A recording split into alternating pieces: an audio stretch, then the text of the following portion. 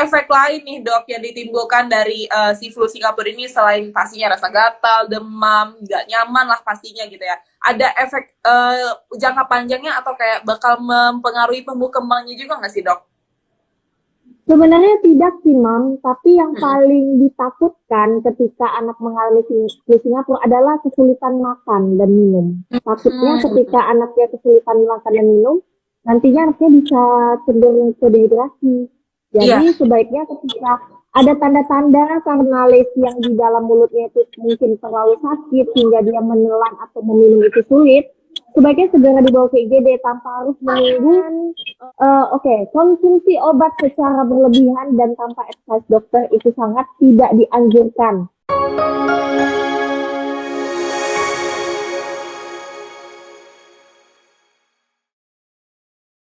Nah, hari ini kita akan ngobrol-ngobrol lagi nih, Dokter Anissa, yaitu waspadai hand, foot, and mouth disease pada anak. Tapi sebelumnya, izinkan aku untuk mengenalkan dokter lagi ya. Siapa tahu ada beberapa bunda-bunda yang belum kenal sama Dokter Anissa. Nah, bunda-bunda, hari ini kita akan lagi ngobrol-ngobrol sama Dokter Anissa Florence CIME. Nah, beliau juga adalah seorang breastfeeding and IUCF counselor gitu ya. Dan beliau ini pastinya adalah seorang dokter yang sangat berkompeten di bidangnya, terutama juga pada saat kita sedang membicarakan tema pada hari ini, yaitu hand, foot, and mouth disease pada anak. Nah, dokter, sebelumnya masih banyak nih dok, bunda-bunda di rumah yang masih belum kenal mungkin ya dengan istilah ini. Sebetulnya ini penyakit apa sih dok, sederhananya begitu ya? Oke, jadi kalau hand, foot, and mouth disease ini biasa disebut dengan flu Singapura, nama awamnya. Nah, penyebabnya adalah virus. Nah, virusnya apa? Virusnya itu adalah golongan enterobakteri, enterovirus. Nah, Ya. sebenarnya yang paling sering ditakutkan oleh ibu-ibu takutnya ini adalah suatu penyakit yang berbahaya, padahal sebenarnya tidak sama sekali. Karena penyebabnya adalah virus, di mana virus ini adalah self-limiting disease, atau Oke. dia bisa sembuh sendiri. Oke, berarti ini adalah sebuah virus yang sebetulnya tidak terlalu berbahaya sebetulnya ya dok ya. Tapi kan ini menyerang kayak kulit, mulut, tangan kayak gitu dok. Nah itu bagaimana dok menyikapi dan mungkin mencegahnya begitu ya? Nah, sebenarnya walaupun ini kelihatannya ngeri ya Mbak ya, karena dia menyerang mulut, menyerang tangan, menyerang kaki, atau bahkan ada beberapa anak yang seluruh tubuhnya kena ruam-ruam atau lesi-lesi merah-merah. Ya. Nah, sebenarnya yang paling bisa kita lakukan untuk mencegahnya adalah jangan sembarangan untuk memegang-megang tangan orang, memegang mata orang, atau bersentuhan dengan orang yang mungkin kita tidak percaya kebersihannya. Karena flu Singapura ini sangat gampang menular. Walaupun kita mungkin bersentuhan melalui gagang pintu, jadi Ya. ada penderita flu Singapura dia hanya memegang gagang pintu atau memegang gelas, kemudian setelahnya anak atau kita memegang itu bisa menjadi sumber penularan yang sangat cepat. Jadi sarannya adalah memang benar-benar menjaga kebersihan dan juga jaga prokes ya, sama seperti pada zaman sekarang pandemi kita harus jaga protokol kesehatan, tidak sembarangan bertemu dengan orang-orang asing yang belum tentu kesehatannya. Oke. Nah, terus gejalanya apa aja sih dok kalau misalnya kayak terkena virus ini? Nah, gejalanya yang paling pertama itu adalah demam. Jadi sebelum muncul ruam biasanya akan demam. Demamnya itu adalah sekitar 1 sampai 2 hari. Setelah itu akan muncul bercak-bercak di mulut anak. Itu yang pertama kali dari mulut, kemudian nanti menyebar ke tempat lain, sampai ke tangan, ke punggung, ke kaki. Nah, jadi yang pertama kali serang adalah mulut anak. Kemudian Kemudian karena anaknya juga mengalami lesi di dalam mulutnya, dia jadinya nafsu makannya berkurang. Nah, nafsu makannya berkurang, dia juga tidak enak badan, nah pada akhirnya juga merasa tidak nyaman. Selanjutnya gejala lain yang lebih spesifik adalah nyeri telan. Nah, nyeri telan ya, jadi dia karena lesi-lesinya di mulut tadi, akibatnya menyebabkan dia nyeri telan. Seperti itu, Mas. Oke. Nah, berarti ini kalau penyakit flu Singapura ini ya, Dok ya, itu hanya menyerang kulit luar atau mungkin karena dokter tadi bilang nyeri telan itu apakah ada kemungkinan dia sampai juga ke dalam-dalam apa gimana, Dok? Enggak, tapi Hmm. dia di bagian mulut. Nah, di bagian Oke. mulut itu dia adalah lesi pertama atau tanda Oke. pertama. Nah, biasanya karena lesinya pertama kali di situ, lalu muncul ke bagian luar, di bagian kulit, Hmm. Hmm. makanya terjadi yang namanya nyeri telan. Jadi sebenarnya yang namanya flu Singapura ini dia menyerang kulit dan juga mukosa. Mukosa itu Oke. adalah jaringan yang berada di dalam mulut, di mata, seperti itu. Jadi Oke. itu adalah salah satu tempat yang menjadi tempat gejala dari flu Singapura tersebut. Oke. Nah, untuk bunda-bunda di rumah bagi yang belum mengenal penyakit ini ataupun misalnya masih belum familiar ya, ini aku izin nge-share gambarnya ya, Dok ya. Ini aku udah nge-print gambarnya. Nah, lebih kurang seperti ini ya, Dok ya. Nah, Iya tuh benar. seperti dibilang dokter barusan itu menyerang bagian mulut, tangan, dan kaki seperti ini ya, Dok ya. Wah, serem banget ya, Dok. Dan ini rasanya tuh perih, panas apa gimana ya, Dok? Yang pasti akan rasanya gatal, perih dan panas, Mam. Oke. Makanya Aduh, ngeri anaknya gatal banget ya. redel. Terus itu bisa biasanya berlangsung berapa hari, Dok? Biasanya gejalanya akan berkurang setelah 7 sampai 10 hari dari gejala pertama muncul ya. Jadi gejala pertama yang muncul adalah lesi yang ada di mulut. Nah, pertama kali lesi yang ada di mulut muncul dihitung 7 sampai 10 hari. Kalau misalnya sampai 7 sampai 10 hari setelah lesi pertama muncul tidak mengalami perubahan atau semakin memberat, sebaiknya segera bawa ke dokter. Karena Oh, sebenarnya walaupun tanpa dibawa ke dokter, flu Singapura bisa sembuh sendiri. gitu ya ya. Berarti tetap dalam 7 sampai 10 hari ini adalah fase-fase puncak-puncaknya ya, Dok ya. Dan ini sebetulnya masih bisa disembuhkan secara alami gitu ya. Cuman terus selain itu apa tuh, Dok, yang bisa dilakukan oleh moms di rumah kalau misalnya anaknya terkena virus ini gitu? Oke, jadi ketika anaknya terkena virus, yang pasti pastikan untuk tidak cairan-cairan tubuh anak itu seperti ludah, ingus, atau cairan yang mungkin muncul dari ruangnya itu tidak kemana-mana karena itu menjadi sumber penularan yang sangat menular. Bisa Betul. saja nanti awalnya mungkin anaknya aja yang menular, kemudian nanti satu keluarga yang menular. Jadi harus dipastikan bahwa treatment atau cara menjaga agar tidak kemana-mana itu, Mam. Terus Iya. kemudian kalau anaknya lagi demam dan juga gejalanya masih aktif, sebaiknya tidak berada di sekolah atau berada di luar karena pasti akan beresiko menularkan ke orang lain. Jadi waktu penularan yang paling tinggi itu adalah ketika anaknya itu demam. Jadi saat demam di awal-awal Iya. sekitar 1 sampai 3 hari itu adalah sumber penularan yang sangat-sangat tinggi dan sangat gampang menular. Oke, ini adalah fase-fase kritis ya, Dok ya. Tapi kalau misalnya tapi ini kan kayak rada-rada mirip kayak cacar air ya, Dok. Tapi itu beda ya, Dok ya, antara cacar air sama ini. Kalau cacar air itu gimana, Dok, Beda bedanya memang. sama ini? Beda. Kalau cacar air itu dia bentuk uangnya ada gelembung air. Kalau Oh, misalnya flu Singapura dia tidak khas ada airnya. Jadi sangat berbeda. Dan cacar air itu biasanya tidak dimulai dari mulut dulu, Mam. Pasti dia dimulai dari bagian lain. Contohnya dada dulu, kemudian menyebar ke daerah lain. Flu oh, Singapura ini dia khasnya itu dimulai dari mulut dulu. Setelah demamnya turun, baru dia pindah ke ruangnya, ke tangan, ke kaki, atau ke tempat lain. oke. Aduh, kasihan banget ya kalau ngebayangin kalau misalnya anak masih kecil dan aku ngebayangin kalau itu bisa tertular pada saat kita nih lagi berkunjung ke rumah temen yang anaknya baru lahiran atau masih kecil terus kita uel-uel gitu ya, Dok ya. Itu juga salah satu penyebab penularan ya, Dok, berarti ya? Iya, benar sekali, Mam. Jadi biasanya flu Singapura ini banyak terjadi sebenarnya di orang dewasa, tapi kalau di orang dewasa dia tidak bergejala. Nah, jadi Baik, merasa baik. sehat-sehat aja, sehat-sehat aja. Tetapi walaupun dia tidak bergejala, kalau dia positif membawa karir dari virus Ya. dari flu Singapura ini, dia tetap bisa menularkan. Jadi memang Mhm. edukasinya adalah jangan sampai kita menularkan ke anak-anak.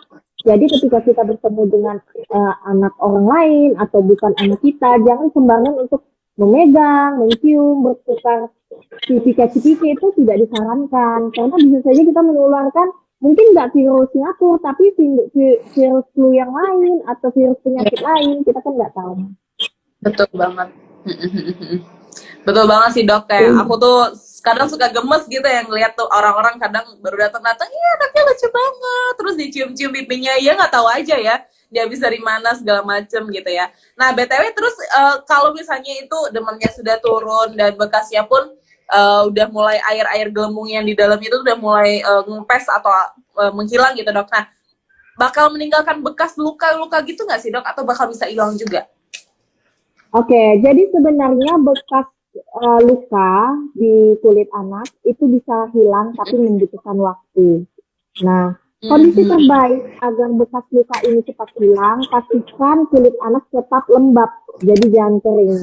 Jadi semakin dia lembab, kadar air dan Hmm. hidrasinya tercukupi, tentu akan Hmm. mempercepat penyembuhannya. Jadi sebenarnya seiring berjalannya waktu bekas-bekasnya akan hilang karena kulit itu sendiri mengalami perubahan siklus selama 28 hari sekali.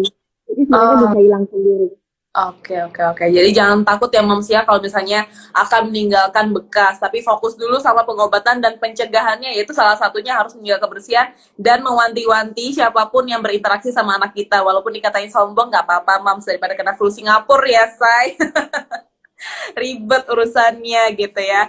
Nah, terus efek lain nih dok yang ditimbulkan dari si flu Singapura ini selain pastinya rasa gatal, demam, nggak nyaman lah pastinya gitu ya. Ada efek jangka panjangnya atau kayak bakal mempengaruhi tumbuh kembangnya juga nggak sih dok? Sebenarnya tidak sih, Mam, tapi yang paling ditakutkan ketika anak mengalami flu Singapura adalah kesulitan makan dan minum. Takutnya Hmm, ketika anaknya kesulitan makan dan minum, nantinya anaknya bisa cenderung ke dehidrasi. Jadi iya. sebaiknya ketika ada tanda-tanda karena lesi yang di dalam mulutnya itu mungkin terlalu sakit hingga dia menelan atau meminum itu sulit, sebaiknya segera dibawa ke IGD tanpa harus menunggu Hmm, 7 sampai 8 hari yang tadi aku bilang ya. iya, Nah, iya, iya. jadi lihat tanda-tanda penyakit itu memberat, lihat tanda-tanda warning atau darurat seperti itu. Oke, berarti harus betul-betul melihat indikasinya dirasakan si anak ya dok ya gitu. Nah, tapi selain dari manusia ada lagi nggak sih dok? Mungkin entah dari hewan atau dari lainnya yang mungkin bisa menularkan, terutama hewan-hewan peliharaan nih dok, kayak kucing, anjing dan lain sebagainya. Sampai sekarang sih penyebarannya masih di manusia ya, Mam. Tapi kalau dari hewan-hewan belum terkonfirmasi apakah bisa benar-benar bisa menularkan. Jadi Hmm. sampai sekarang yang bisa menularkan itu lebih dari cairan-cairan tubuh manusia. Seperti Oke. cairan mata, ingus, ludah, dahak, kemudian kotoran, feses manusia, nah seperti itu. Mungkin bukan binatangnya yang menyebabkan penularan, bisa aja binatangnya mungkin terkontaminasi oleh feses atau tinja manusia kemudian dia bawa ke dalam rumah kita itu bisa aja tapi bukan Hmm. dari hewan. Oke, oke, oke. Berarti benar-benar kuncinya adalah menjaga kebersihan banget ya dok ya. Tapi salah nggak sih dok kalau ada juga yang bilang jangan terlalu jaga kebersihan anak, nanti anaknya nggak kebal sama kuman, nggak kebal sama bakteri. Itu dokter sepakat nggak sih dok sama statement itu? Jangan dong, kita nggak tahu respon tubuh anak kan, masa kita mau coba-cobain Benar, anak. Bang. Soalnya ada Mungkin yang di bilang anak kayak gitu orang dok. lain, iya, mungkin di anak tetangga atau di anak orang lain bisa aja mungkin nggak apa-apa, tapi kita lakukan ke anak kita nggak tahu responnya gimana kan. Tetap harus jaga kebersihan, tetap harus jaga perilaku hidup dan sehat. Betul banget, sepakat sih dok ya. Kadang ada yang bilang gitu sih dok, semilir-semilir angin gitu ya. Terus BTW itu ada pencegahannya tertentu nggak sih dok? Karena itu kan dibawa sama orang dewasa gitu ya. Apakah perlu vaksin kah? Atau betul-betul ini adalah pure menjaga kebersihan? Flu Singapura itu belum ada vaksin sampai sekarang. Mhm. Tetapi yang paling penting memang flu Singapura ini adalah menjaga kebersihan dan juga prokes itu yang paling penting karena penularannya adalah melalui cairan tubuh penderitanya dan juga Mhm. dari kotorannya dan sebagainya. Jadi paling penting memang penerapan hidup bersih dan sehat. Oke, siap banget ya. Nah, terus nih dok, apakah dengan misalnya nih kondisi kayak sekarang ada yang bunda-bunda di rumah atau tetangga atau siapapun itu sedang mengalami hal seperti sekarang itu HFMD ini gitu ya. Nah, apa sih dok yang perlu dilakukan selain itu? Ya udah deh biarin aja ntar juga sembuh sendiri. Tapi kan berkaitan dengan demam, apalagi ditambah dengan kabar-kabar sekarang gitu ya dok ya, yang informasi tentang paracetamol dan sebagainya, ini apa nih dok yang perlu dilakukan dok untuk pencegahan utamanya? Pencegahan utamanya yang pastikan anak memiliki imunitas yang kuat ya. Imunitas yang kuat, makan makanan yang bergizi, menu berimbang, istirahat yang cukup, kemudian pastikan aktivitas fisik yang cukup, itu sih yang terpenting. Apalagi nggak hanya karena penyakit tangan, kaki, dan mulut ini ya, tapi juga semua penyakit.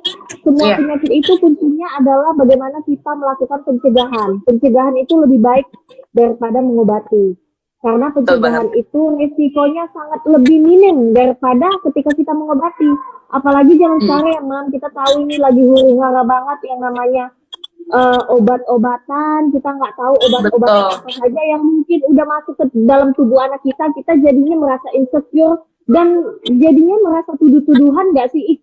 Apakah obat ini bermasalah? Apakah obat ini berbahaya? Nah, seperti itu. Jadi yang paling penting sih di kondisi sekarang ini adalah pencegahannya. Jadi pencegahan adalah obat terbaik sebelum sampai kita ke pilihan terakhir, yaitu konsumsi obat-obatan. Tentu kalau mau konsumsi obat-obatan harus sesuai dengan advice dan juga indikasi dari dokter. Nah, betul banget sih dok. Bahkan sampai sekarang pun kita masih menunggu edaran resmi dari Kemenkes dan BPOM yang betul-betul bisa kita pegang ya dok ya. Karena sejauh ini kan katanya masih di stop dulu deh biar aman kayak gitu ya dok ya. Atau ada info terbaru lagi nggak sih dok tentang kasus hari ini? Oke, aku tadi lihat sih BPOM dan Kemenkes udah mengeluarkan beberapa nama obat ya, tapi aku nggak bisa menjawabnya obat apa aja karena aku nggak baca secara lengkap. Jadi saran aku sih buat ibu-ibu sekarang jangan panik karena kita pasti bisa melalui ini. Kita udah pernah melalui masalah yang lebih besar sebelumnya yaitu COVID dan kita berhasil. Jadi jangan takut, jangan panik. Yang penting kita harus jaga imunitas anak kita.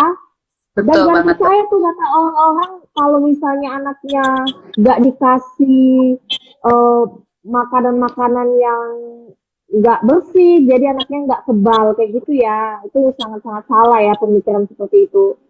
Itu aja sih, Mam. Ya deh, kalau kondisi sekarang kita yang pasti-pasti aja lah dok ya gitu ya. Ya kalau anaknya ibu atau mbaknya yang kuat akan bakteri, ya saya nggak jamin anak saya bakal kuat gitu ya. Daripada saya harus ngasih obat-obatan lain yang masih belum fix kebenarannya dan lain sebagainya, mending saya pencegahan aja deh gitu ya.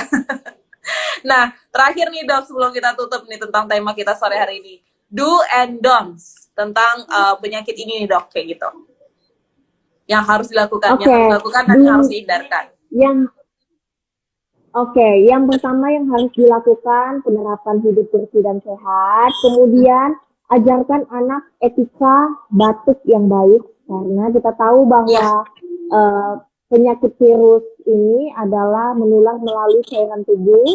Kemudian ajarkan anak juga untuk tidak sembarangan memegang-megang mata orang lain, memegang-megang tangan orang lain, atau benda-benda yang mungkin tidak tahu kebersihannya seperti apa. Kemudian lakukan pencegahan dari dalam dengan konsumsi makanan bergizi, konsumsi minuman yang bergizi, kemudian cukupkan kebutuhan cairan, istirahat yang cukup, aktivitas fisik yang cukup.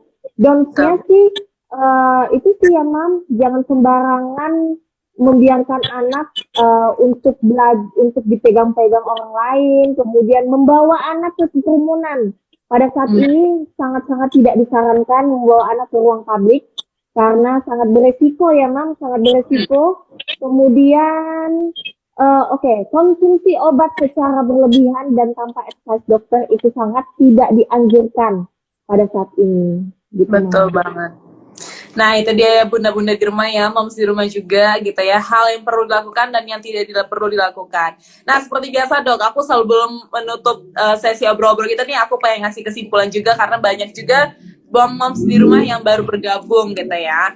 Nah, untuk moms-moms di rumah tentang tema kita pada sore hari ini, waspada hand, foot, and mouth disease gitu ya. Nah, bagi yang belum tahu, apa sih Kak Min yang disebut hand, foot, and mouth disease itu ya lebih kurang seperti ini ya Mams. Jadi terdapat gelembung-gelembung air pada mulut anak yang isinya tuh air yang berisi virus dan itu rasanya gatal, perih dan panas tentunya ya. Dan ini yang membedakan dengan beberapa penyakit-penyakit serupa seperti cacar air dan kawan-kawannya adalah ternyata kalau kata dokter Anissa ini munculnya pertama kali itu di mulut gitu ya. Jadi kalau moms melihat ada sebentuk bentuk iritasi atau apapun itu yang ada airnya yang membuat si anak tidak nyaman, nah itu dicurigai jangan-jangan si anaknya terkena hand, foot, and mouth disease gitu ya. Nah, di mana masa inkubasinya ya atau masa gejala dari awal gejala sampai penyembuhannya itu berkisar antara 7 sampai 10 hari begitu. Nah, bagaimana dong penanganannya? Penanganannya bisa kok dibiarkan sendiri, diberikan makanan sehat, dijaga kebersihannya, jangan biarkan dia untuk berinteraksi terlalu banyak dengan orang-orang sekitarnya. Yang penting itu harus jaga kebersihan ya gitu ya.